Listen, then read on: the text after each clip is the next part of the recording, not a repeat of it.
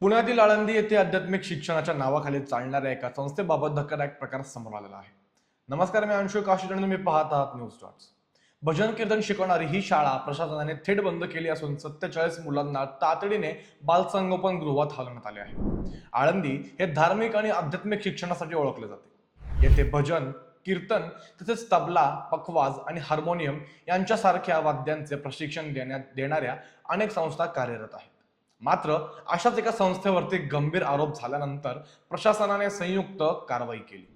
महानगरपालिका अधिकारी, पोलीस आणि जिल्हा बाल संरक्षण विभागाने केलेल्या तपासणीत अनेक गंभीर बाबी समोर आल्या. प्राथमिक चौकशीत संस्थेत राहणाऱ्या अल्पवयीन मुलींवरती शारीरिक आणि मानसिक शोषण झाल्याचे संकेत मिळाल्याची माहिती अधिकाऱ्यांनी दिली.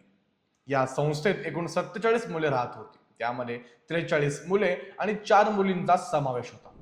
शासनाने सर्व मुलांना तातडीने सरकारी मान्यता प्राप्त बाल संगोपन संस्थांमध्ये हलवले असून त्यांची वैद्यकीय तपासणी, समुपदेशन आणि पुढील शिक्षणाची व्यवस्था केली जात आहे. तपासणी दरम्यान ही संस्था आवश्यक परवानगीशिवाय चालवली जात असल्याचेही स्पष्ट झाले आहे.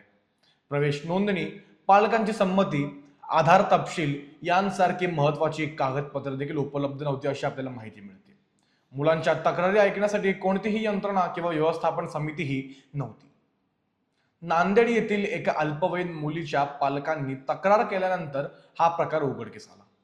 पोलिसांनी बाळ संरक्षण कायद्यांचे उल्लंघन आणि अत्याचाराच्या आरोपांवरून तपास सुरू केलेला आहे.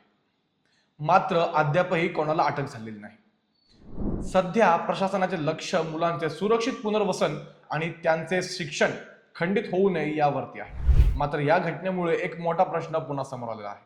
तो म्हणजे आध्यात्मिक शिक्षणाच्या नावाखाली चालणाऱ्या अशा संस्थांवरती खरंच कितपत देखरेख ठेवली जाते आणि आता पुढील तपासात आणखी काय उघड होत आहे याकडे सर्वांचेच लक्ष लागून आहे.